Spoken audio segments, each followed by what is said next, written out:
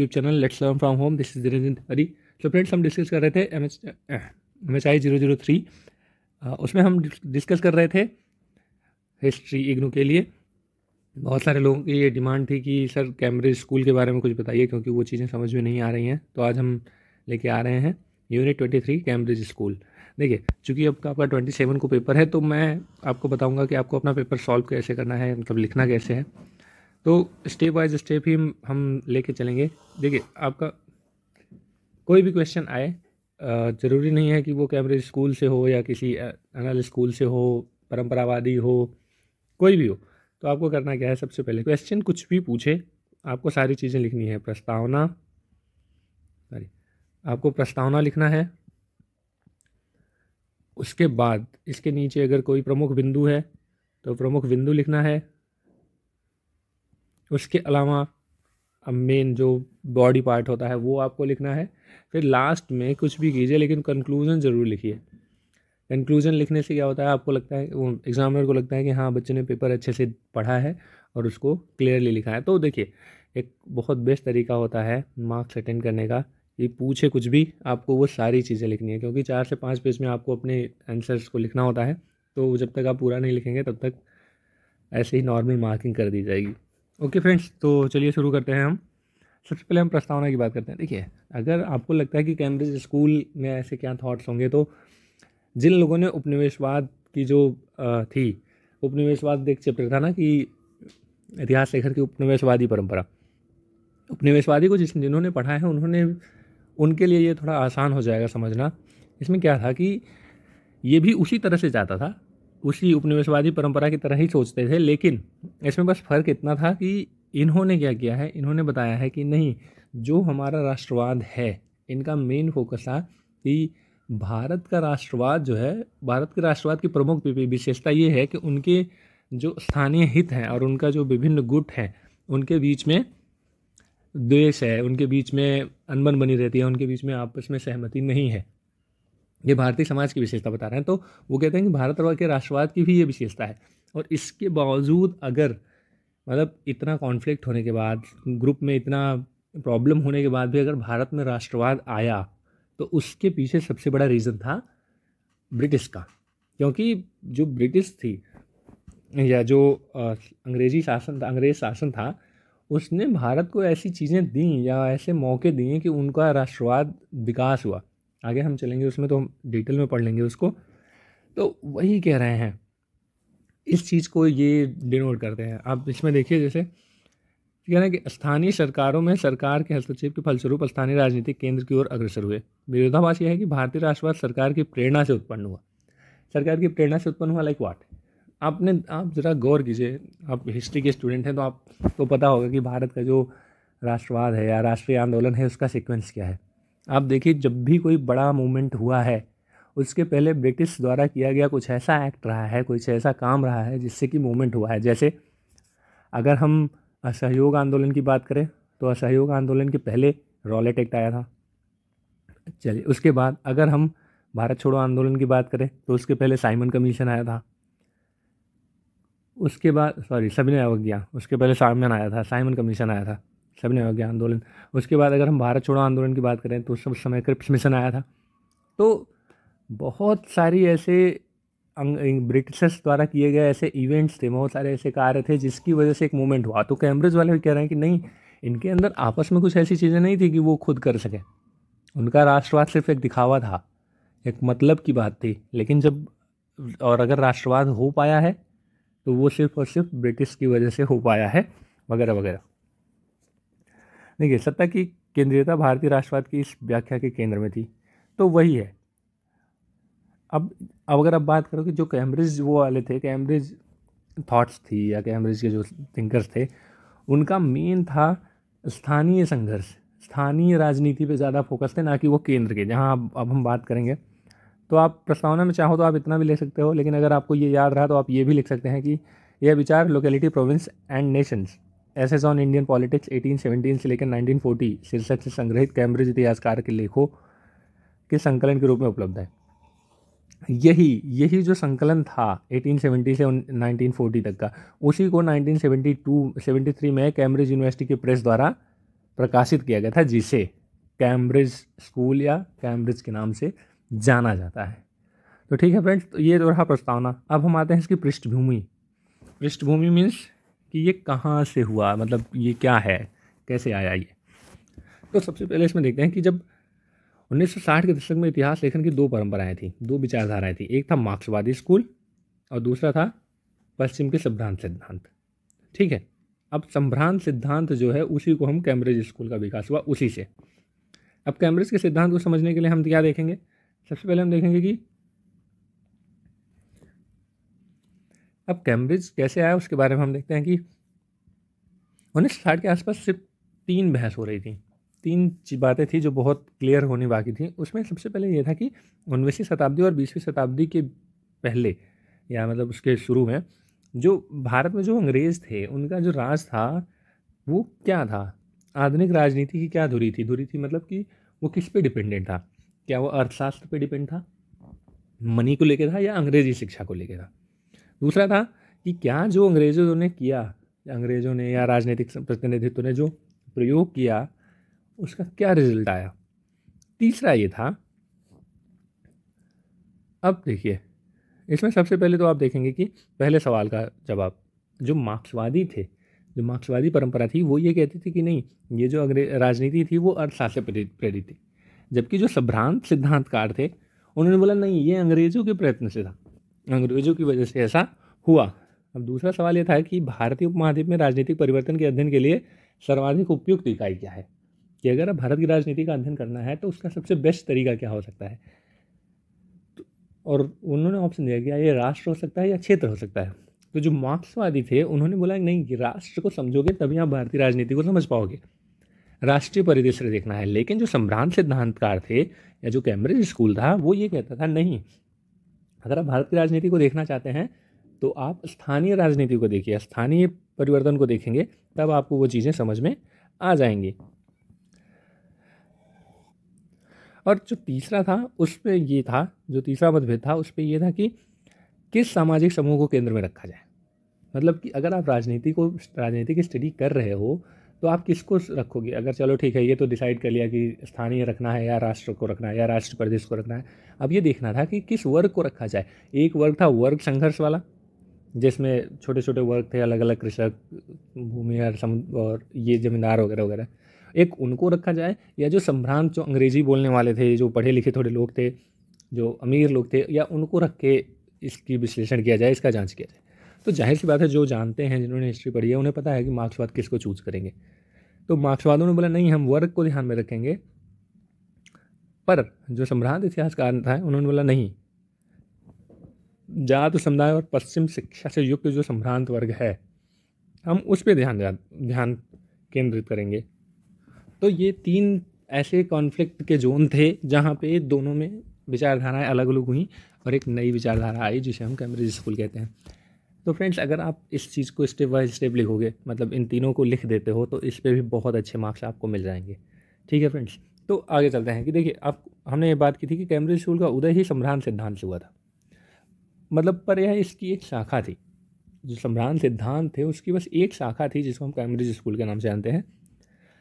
होता क्या था कि जैसे कैनबरा, सक्सेस और कैम्ब्रिज जो यूनिवर्सिटीज़ थे, उनके इतिहासकारों ने भारत और सोवियत संघ में जो मार्क्सवादी इतिहास लेखन की प्रतिक्रिया थी उस समय, उसके विपक्ष में, या आप कह सकते हैं कि उसके रिस्पॉन्ड में, उसकी प्रतिक्रिया में अपनी व्याख्याएं दी।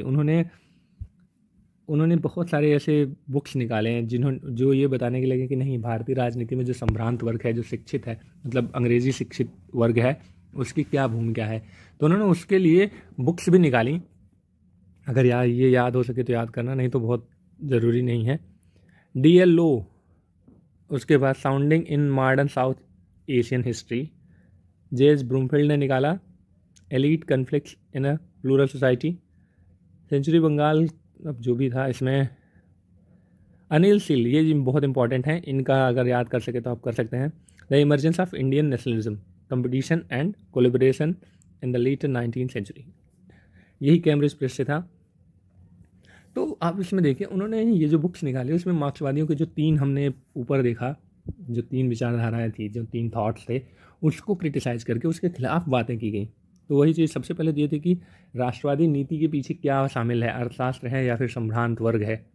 तो इन्होंने उसमें बताने लगे। अनिल सील ने जो बताया वो बताया कि नहीं, अंग्रेजी शिक्षा द्वारा जो मुहैया कराए गए हैं संस्थागत अवसर, जैसे नौकरी दी जा रही है और पढ़ने लिखने का अवसर दिया जा रहा है, इससे ही कुछ आप कह सकते हो कि राजनीतिक बने, या एक नया राजनीतिज्ञों का एक नया दल तैयार हुआ, जिससे कि फिर धीरे धीरे उन्होंने अब एक राष्ट्रवाद का रूप ले लिया। पहले तो इन्होंने ये बताया, उसके बाद फिर जॉन ब्रूमफील्ड ने बताया मतलब कि ये जो चीज़ें हो रही थी, जो बदलाव आ रहा था अंग्रेजी शिक्षा की वजह से, लोगों ने पढ़ना लिखना शुरू किया, अपना संविधान बनाया, प्रतिनिधि आए, सरकार बनाई, तो उन्होंने बोला कि ये अवसर अंग्रेज़ों द्वारा दिया गया था और ये संभ्रांत वर्ग के लिए था। दूसरा ये था कि राष्ट्र के बजाय क्षेत्र पर आधारित व्याख्या, और प्रत्येक क्षेत्र में परंपरागत संस्कृतियों पर विशेष बल दिया गया।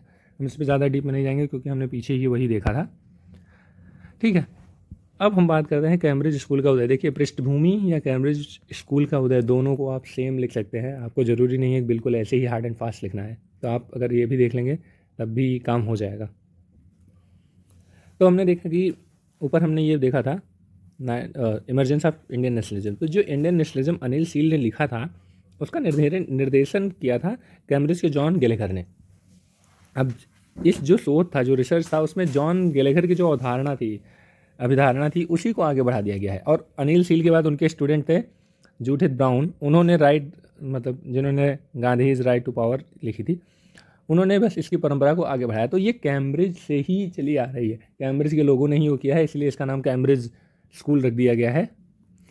अब देखिए हुआ क्या कि जो उपनिवेशवादी परंपरा जिन्होंने पढ़ा है, जिन्होंने देखा है, वो इस बात से बिल्कुल अवगत होंगे कि जॉन गैलेगर ने रोनाल्ड रॉबिन्सन के साथ मिलकर एक बुक लिखी जिसका नाम था अफ्रीका एंड द विक्टोरियंस। उसमें उन्होंने क्या दिखाने की कोशिश की, उसमें उन्होंने जो दिखाया वो दिखाया कि जो साम्राज्यवाद था, जो साम्राज्यवाद आया था, वो यूरोप में आर्थिक शक्तियों का रिजल्ट नहीं था कि यूरोप में आर्थिक शक्तियाँ हुई जिसकी वजह से साम्राज्यवाद आया। क्योंकि अगर आप कहीं डीपली आप सोचिए तो आप देखेंगे कि कहीं ना कहीं इनकी बात सही भी लगती है, क्योंकि जो औद्योगिक क्रांति यूरोप में हुई थी उसके पहले ही अफ्रीका और एशिया में ब्रिटिशर्स अपने पैर जमा चुके थे। अगर औद्योगिक क्रांति हुई होती उसके बाद करते तो ये इस बात को हम नकार नहीं सकते थे, लेकिन उसके पहले ही हो गया। और कहीं पे देखिए, कहीं कहीं पे ये लिखा गया है कि अगर यूरोप में औद्योगिक क्रांति हुई तो उसके पीछे अफ्रीका और एशिया के मार्केट का या पैसों का बहुत बड़ा हाथ है। तो वही ये दिखाने की कोशिश कर रहे हैं कि नहीं, जो यूरोप सफल हुआ है, जो साम्राज्यवाद सफल हुआ है वो आर्थिक शक्तियों के कारण नहीं था, बल्कि अफ्रीका और एशिया के स्थानीय कारणों से हुए राजनीतिक हास्य का परिणाम था। जो लोगों में अपना कॉन्फ्लिक्ट था, जो लोगों में अपनी लड़ाइयाँ चल रही थी, उसकी वजह से जो राजनीतिक शून्यता आ गई थी, उसकी वजह से ये साम्राज्यवाद सफल हुआ था।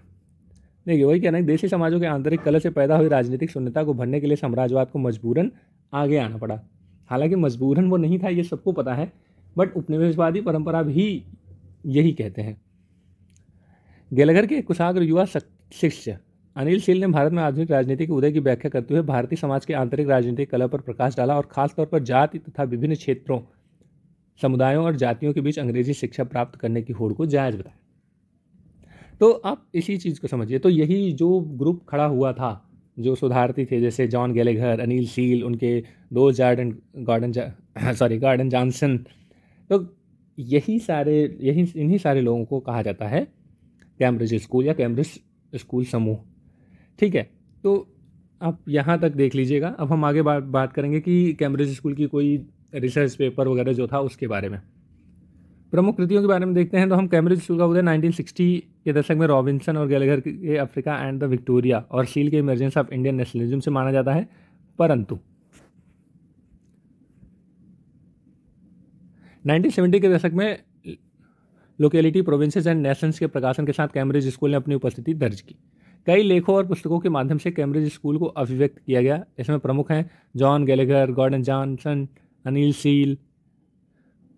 देखिए, आप इनमें से 2-4 का नाम याद रखिए, ज़्यादा आप नहीं याद कर पाएंगे, चाहे तो नोट डाउन कर लीजिए।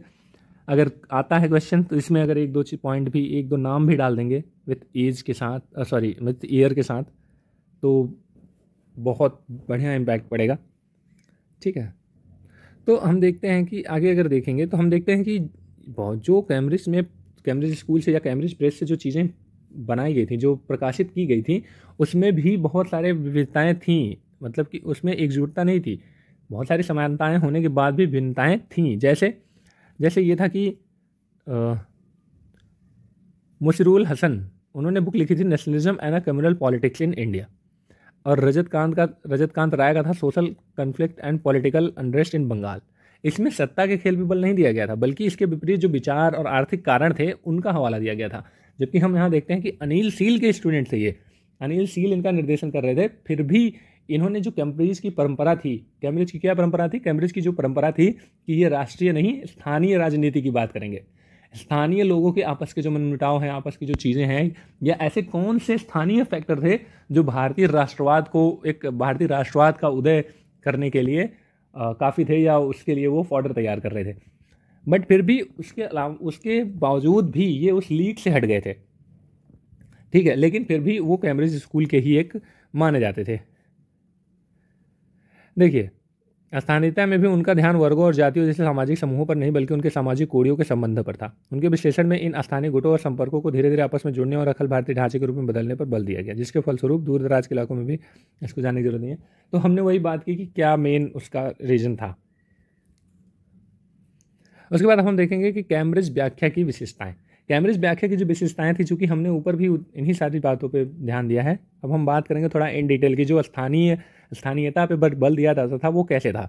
देखिए, सीएल बेली थे, उन्होंने इलाहाबाद शहर की राजनीति का विश्लेषण किया था, और उन्होंने ये बताने की कोशिश की कि किस प्रकार प्रभावशाली लोग अपने प्रभाव में रहने वाले लोगों को संतुष्ट करने का प्रयास करते हैं। जो सेठ शहर के बड़े बड़े साहूकार हैं, जिन्हें रईस या प्रसिद्ध व्यक्ति का दर्जा प्राप्त है, इन सेठ साहूकारों और रईसों के विभिन्न प्रकार के प्रभाव क्षेत्र थे, जिनमें कई प्रकार के समूह शामिल थे। तो ये जो लोग थे, अब इसी तरह से मतलब वो सभी लोगों के बारे में बात करते थे, उनके जो संपर्क में अलग अलग तरह के लोग थे उनके ही बारे में बात करते थे, सभी जाति सभी समुदाय के लोग थे।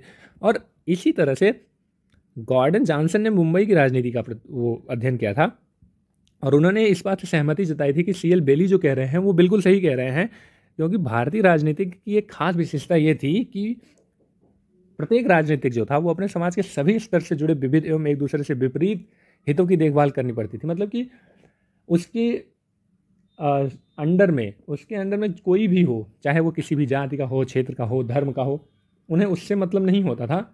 उन्हें सिर्फ और सिर्फ उसके देखभाल से मतलब होता था, उसकी देखभाल करते थे और उसके विचार में और उसके बारे में जानकारी रखते थे। तो ये एक बहुत इंपॉर्टेंट विशेषता थी और उस समय ये चलती थी। अनिल सील ने जो अपनी पुस्तक लिखी लोकेलिटी, प्रोविंस और नेशंस, उन्होंने लिखा, इस बात पर बल दिया था, उनके अनुसार राजनीति मूलतः एक स्थानीय मामला था। वहाँ प्रभाव, हैसियत, संसाधनों के लिए होड़ मची हुई थी। इस होड़ में संरक्षक अपने मातहतों को अलग अलग गुटों में बांटकर मदद करता था। मातहतों मतलब कि उसके अनुयायी या उसके लोग। इस प्रकार उनके मातहतों में किसी प्रकार का तालमेल या साठगांठ नहीं हुआ करती थी। इसके बजाय वे बड़े लोगों और उसके अनुयायियों से के संग हुआ करते थे। जो बड़े लोग थे, जो अनुयायी थे, उनके संग होते थे, संघ के थ्रू काम होता था। अगर दूसरे शब्दों में कहें कि ये गुट एक दूसरे से जुड़े तो थे, परंतु इनका संबंध खड़ी रेखा में था, न कि बड़ी रेखा। तो इन्हीं सब चीज़ों की बात थी कि वो जो जाति वर्ग था, जो धर्म था, वो उसमें नहीं बटा हुआ था। तब तक हिंदू मुस्लिम्स के साथ काम करते थे, गैर ब्राह्मणों के साथ मिलकर गुट बनाते थे। तो ये सारी चीज़ें उस समय चल रही थी जो स्थानीय स्तर पर। देखिए, अब देखिए, इन्होंने कड़ी जोड़ने की कोशिश की। वो कह रहे हैं कैम्ब्रिज व्याख्या के अनुसार ये कहा गया कि राजनीति की जड़ हमेशा से स्थानीयता थी, मतलब कि जिला, न्यायपालिका, गांव, इन सब में निहित थी। अब देखिए, शहर के प्रभावी लोग और गांव के बाहुबली तथा कथित कमरोज साम्राज्य सरकार द्वारा बिना किसी हस्तक्षेप के संसाधनों का वितरण किया करते थे। वो जो स्थानीय लोग थे, वही जो बाहुबली थे या जो थोड़े बहुत प्रभावशाली लोग थे, वही सारा संसाधन को वो करते थे, क्योंकि हेड जो सरकार थी वो कुछ नहीं करती थी। लेकिन क्या हुआ, 19वीं शताब्दी के अंत तक या 20वीं शताब्दी की शुरुआत में स्थिति बदलने लगी। डेविड बासब्रुक कहते हैं कि नहीं, प्रगति करने, अधिक धन कमाने, अधिक जन कल्याण और अच्छे कार्य करने के लिए क्या हुआ, जो शासन था, साम्राज्य शासन था, उसने क्या किया, बहुत सारे नौकरशाही या संवैधानिक सुधार करने शुरू कर दिए। क्योंकि आपको पता है कि जब लोग थोड़ा बहुत शिक्षित होने लगते हैं, थोड़ा जागरूक होने लगते हैं, तो वो बदलाव लाने की कोशिश करते हैं। उनके हिसाब से ये बदलाव बहुत अच्छा होता है। तो वो जो बदलाव लाने की कोशिश की जा रही थी, उससे क्या हुआ, जो स्थानीय राजनीतिज्ञ थे उन्हें एक मौका मिल गया कि क्यों ना वो स्थानीय राजनीति को छोड़ के केंद्र की ओर बढ़ने लगे या केंद्र की ओर बढ़े। अब क्या हुआ, इससे जो ये जो सरकारी हस्तक्षेप हुआ गांव में, कस्बों में, इससे ही भारतीय राजनीति का काम करने का ढंग बदल गया। पर उन्होंने ये भी बताने की कोशिश की कि इसका मतलब ये नहीं था कि ये जो सामाजिक समूह थे उसकी आवश्यकता नहीं रह गई या उसके अकॉर्डिंग कार्यक्रम को बदला जाने लगा। वो कह रहे थे कि नहीं, अभी भी जो विभिन्न गुट थे उनकी एकता जो थी वो अभी भी प्रमुख तत्व उसमें था ही, लेकिन जो राष्ट्रीय राजनीति धीरे धीरे शुरू हुई वो यहीं से शुरू हुई। आप इसको अपने आंसर में लिख सकते हैं। तो आप देखेंगे कि अपनी पुस्तक, अनिल शील ने भी अपनी पुस्तक की प्रस्तावना में भी यही बात कही थी। उन्होंने कहा था कि केंद्रीकृत और प्रतिनिधि सरकार बनने से अब भारतवासियों के लिए राजनीतिक लाभ केवल स्थानीय इलाकों तक ही सीमित नहीं रहा। सरकार के लिए केंद्र से ज़्यादा मोल भाव करने की बढ़ती शक्ति से प्रांतीय और अखिल भारतीय राजनीति का निर्माण हुआ। गांव, जिला और छोटे शहरों की राजनीति बढ़कर केंद्र तक पहुंचने लगी। तो ये इंपॉर्टेंट था कि अब कैसे उन्होंने स्थानीय राजनीति को धीरे धीरे वो सेंटर में ले आ रहे थे। अब देखिए, जी.से बेकर के अनुसार अभी तक स्थानीय प्रभावशाली व्यक्ति अपनी सत्ता का उपयोग मनमर्जी से करता था। अब उसे ब्रिटिश राज के नए प्रशासनिक और प्रातिनिधिक ढांचे के अनुसार बदलना पड़ा। बड़ी चौहद्दियों के आधार पर बने संगठनों पर आधारित राष्ट्रीय राजनीतिक ढांचे के अनुसार उसे बदलना पड़ा। जस्टिस पार्टी, हिंदू महासभा, अखिल भारतीय मुस्लिम लीग, भारतीय राष्ट्रीय कांग्रेस, कुछ ऐसे ही बड़े संगठन थे। अब कैम्ब्रिज स्कूल के जुड़े विद्वानों का मानना था कि गांधी के आने के बाद राजनीतिक बदलाव तो आया, परंतु यह भी संभ्रांत हाथों के लोगों के हाथों में था। यह एक जन आंदोलन नहीं बन पाया। ओके फ्रेंड्स, अब वही इनका मानना था कि जो प्रत्येक चरण में संवैधानिक सुधार किया जा रहा था वही अखिल भारतीय राजनीति को स्फूर्ति प्रदान करता था। जो हमने शुरू में बात की थी कि मॉन्टेग्यू जो चेम्सफोर्ड सुधार था उसको मैनफोर्ड बोल दिया गया है। उन्होंने असहयोग आंदोलन के लिए, साइमन कमीशन ने नागरिक अवज्ञा आंदोलन के लिए, क्रिप्स मिशन ने भारत छोड़ो आंदोलन का मार्ग प्रशस्त किया। तो वही कहना है कि जब भी सरकार ने केंद्र में नया सुधार लागू करने का प्रस्ताव पास करती जो स्थानीय इलाकों में संरक्षण के बंटवारे को प्रभावित करती थी, उस समय राजनीतिक नए आंदोलन छेड़ने को उठ खड़े होते थे। तो यही मेन बात की गई थी। अब हम आते हैं कि कैम्ब्रिज स्कूल विचार का संशयवाद। Oxford history of the British empire versus historiography, खंड 5 हिस्टोरियोग्राफी जो बुक थी, उसमें ये लिखा गया है कि कैम्ब्रिज स्कूल कांग्रेस आंदोलन के राष्ट्रवादी दावे पर सवाल खड़ा करती है और भारतीय राष्ट्रवाद को संदेह की दृष्टि से देखती है। यही जो संशयवाद है वो बस इसी की बात है कि वो किस चीज़ को संदेह की दृष्टि देखती है। देखिए, ये जो संदेह था, इस संदेह के पीछे एक राजनीतिक के बारे में एक विशेष धारणा थी। उनका मानना था कि जो भी व्यक्ति सत्ता, संरक्षण और संसाधन की प्राप्ति करता है, प्राप्ति के लिए जो राजनीति करता है, उसके लिए उसके पीछे कोई सामाजिक या आर्थिक दृष्टि नहीं होती। वो राजनीति के वो कहता है कि राजनीति के अपने नियम कानून होते हैं। D.S. ब्रॉसबुक्स ने कहा कि समाज और समुदाय का जो आधार है, जो वर्ग, समुदाय या जाति का जो आधार है, उसे तो प्राप्त होता है, क्योंकि कोई अगर राजनीति कर रहा है तो बिना ग्रुप के, बिना किसी सपोर्ट के तो वो करेगा नहीं। तो जो ग्रुप उसे सपोर्ट कर रहा है उससे वो राजनीति तो करने लगता है, लेकिन वो उस सत्ता को प्राप्त करने के लिए वो कुछ भी कर सकता है। उसके लिए जो सत्ता थी वो पद, स्थान और राजनीतिक मूल्य का लक्ष्य होता था। उसे सत्ता चाहिए, पद चाहिए, वो समाज को सुधारना नहीं चाहता था। और समाज, जो मद्रास प्रेसिडेंसी जैसी बड़ी जो वो थे, उनके बारे में तो कहा जा सकता था कि जहां धन कुछ लोगों के ही पास था और कोई भी महत्वपूर्ण व्यक्ति स्थिति में परिवर्तन नहीं चाहता था। ठीक है, तो यही सारी चीज़ें हम देखते हैं कि किस तरह से उसको बढ़ावा दिया गया है। और कैम्ब्रिज स्कूल तो यहाँ तक ये भी कहता है कि जो साझा लक्ष्य, मतलब जो सत्ता प्राप्त करने की बात है, तो उसमें व्यापारी, जमींदार, वकील, ब्राह्मण, अछूत, हिंदू, मुस्लिम सब लोग एक साथ चले आ रहे हैं। और इस दृष्टिकोण का मतलब वो कह रहे हैं कि संदेहवाद इतना हावी था कि कैम्ब्रिज स्कूल यहाँ तक कह रहा था कि जो साम्राज्य शासन है, यहाँ पे साम्राज्य शासन का मतलब ब्रिटिश शासन से है, और उसकी जो देसी प्रजा है उसके बीच में गहरे अंतर विरोध है ही नहीं। वो तो सिर्फ आपस की ही विरोध की बात हो रही है। यहाँ पे सरकार और उनसे कोई कॉन्फ्लिक्ट की बात ये कर ही नहीं रहे हैं। देखिए, इस तरह आगे वो कहते हैं कि जो साम्राज्यवाद है वस्तुतः बृहद और वैविध्यपूर्ण उपमहाद्वीप और उसकी प्रजा को कभी नियंत्रित ही नहीं किया। इसको छोड़िए, मेन चीज़ आते हैं। अनिल शील ने जो अपनी emergence of Indian nationalism book थी 1968, याद रखना इस चीज़ को, तो उसमें उन्होंने कहा, वो पहले भी ये कह चुके हैं कि अंग्रेजी शासन से हाथ मिलाने के लिए जो भारत वाले थे उनमें होड़ मची हुई थी। और बात सिर्फ इतनी नहीं थी, लोकेलिटी, प्रोविंस और नेशन की प्रस्तावना में उन्होंने ये भी कह दिया, उन्होंने कहा कि राष्ट्रीय आंदोलन एक्चुअल में कोई राष्ट्रीय आंदोलन था ही नहीं, क्योंकि उसका कोई साझा लक्ष्य नहीं था। इसके नेतृत्व करने वाले अलग अलग पृष्ठभूमि से आए हुए थे, अलग अलग उनके हित थे, समूह थे, तो वो कहते हैं कि ये पूरा आंदोलन ही जर्जर था, इसकी एकता एक हवा से ज़्यादा कुछ भी नहीं थी। उसकी शक्ति उतनी ही काल्पनिक थी जितना कि साम्राज्यवाद की जिसे वो चुनौती देने का दावा करते थे। मतलब कि वो जो साम्राज्यवाद की बात करते थे कि साम्राज्यवाद ये है, ऐसा कर रहा है, वैसा कर रहा है, कैम्ब्रिज स्कूल मानना था कि नहीं, ऐसी भी चीज़ें कुछ भी नहीं थी। उसी तरह से जो राष्ट्रीय आंदोलन की एकता और उसकी बात की जा रही थी वो भी बिल्कुल कुछ नहीं था। साम्राज्यवाद के साथ इनके संबंध दो कमज़ोर व्यक्तियों के सहयोग के रूप में व्याख्यायित किया जाता है। तो वही बताते हैं कि नहीं, ये सारी चीज़ें सिर्फ हवा थी वो। तो ये कैम्ब्रिज स्कूल का अंत लास्ट है, ये हम देखते हैं। तो इसमें बहुत ज़्यादा आपको जानने की ज़रूरत नहीं है। इसमें आप बस ये बता सकते हैं कि जॉन गैलेगर जो थे कैम्ब्रिज विश्वविद्यालय में, जो इंपीरियल एंड नेवल हिस्ट्री थे, तो वो प्रोफेसर थे। उसमें 1980 में उनकी मृत्यु हो गई थी और उन्हीं की याद में जो कैम्ब्रिज समूह ने लेखों का संकलन तैयार किया, ठीक है, जिसे क्रिस्टोफर वेकर और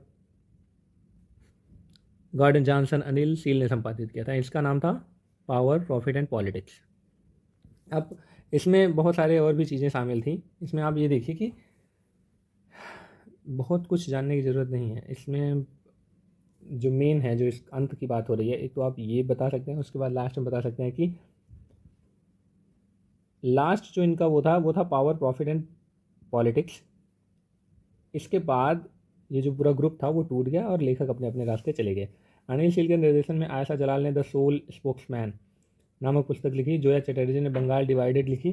तो ये सारी चीज़ें ये ऐसी थी कि इन्होंने कोई सामूहिक प्रयास नहीं था, ये सिर्फ इनका इंडिविजुअल रोल था, ठीक है। अब 1982 में इतिहासकार को देखने परखने का एक और नज़रिया था, जो था सबाल्टर्न स्टडीज़। अब हम जो नेक्स्ट चैप्टर होता है ना, वो सबाल्टर्न स्टडीज़ हैं। तो उसमें इन्होंने कहा कि कैम्ब्रिज स्कूल की आलोचना की गई है, लेकिन कहीं ना कहीं दोनों मामलों में समानता भी है। सबाल्टर्निस्ट भी राजनीतिक वर्ग विभाजन के महत्व से इनकार करते हैं और वर्ग संबंधों की अपेक्षा सत्ता संबंधों को महत्व देते हैं। वो भी कहते हैं कि नहीं, संभ्रांत वर्ग से सबाल्टर्न को अलग करके देखते हैं। सबाल्टर्न का मतलब होता है लोकल, जो संभ्रांत वर्ग नहीं है, जो उससे नीचे के वर्ग हैं, उनकी बात होती है। राष्ट्रवादी संभ्रांतों पर समाजवादियों के साथ मिलकर काम करने का आरोप लगाते हैं। तो हम उसको वहाँ देखेंगे जब भी पढ़ेंगे। तो फ्रेंड्स, आई होप कि आपको ये लेक्चर समझ में आ गया होगा। प्लीज़ अपना फीडबैक ज़रूर दीजिएगा और चैनल को सब्सक्राइब कर दीजिए। Thank you so much.